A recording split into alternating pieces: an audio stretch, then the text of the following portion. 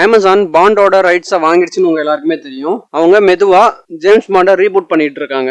ஆனா இதுல என்ன ஒரு பிரச்சனைனா, டேனியல் கிராகோட ஜேம்ஸ் பாண்ட் மூவிஸ்ல பண்ண ஒரு மிஸ்டேக்கை இவங்க திரும்ப பண்ணாங்க அப்படின்னா இந்த பிரான்சைஸ் ரொம்பவே மோசமாகறதுக்கு வாய்ப்பு இருக்கு. இப்போதைக்கு பாண்ட் 26 வந்து ஸ்லோவா இம்ப்ரூவ் ஆயிட்டு இருக்கு. அமேசான் MGM வந்து நெக்ஸ்ட் ஜேம்ஸ் பாண்டை சர்ச் பண்ணிட்டு இருக்காங்க.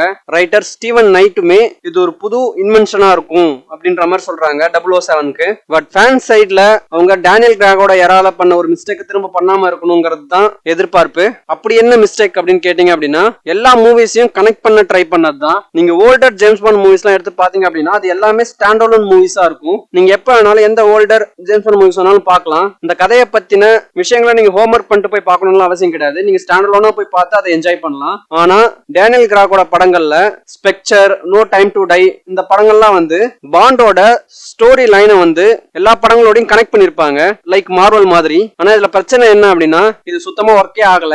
ஸ்பெக்சர்ல வந்து பெலோஃபெல்ட் தான் சீக்கிரட்டா பாண்டுக்கு நடந்த எல்லா பிரச்சனைக்கும் பின்னாடி இருந்தது அப்படிங்கிற மாதிரி கனெக்ட் பண்ணிருப்பாங்க. கூல் ஐடியா தான், ஆனா அது ரொம்பவே ஃபோர்ஸ் பண்ண மாதிரி இருக்கும். ஈவன் ஸ்கைஃபாலோட வில்லன் வந்து எனக்கு ரொம்ப ரொம்ப பிடிக்கும். அந்த வில்லனோட கேரக்டரா இருக்கு, ரொம்ப யூனிக்னஸா இருக்கும். ஆனா அதையுமே ஸ்பெக்சரோட கனெக்ட் பண்ணும்போது அந்த வில்லனுக்கான யூனிக்னஸே போயிடுச்சு. இந்த வேர்ல்ட பெருசாக்குறன்னு அந்த ஸ்டோரி டெல்லிங் வந்து ரொம்பவே குழப்பமாக்கிட்டாங்க.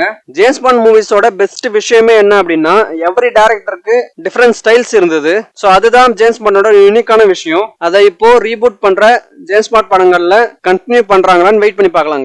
தேங்க்யூ.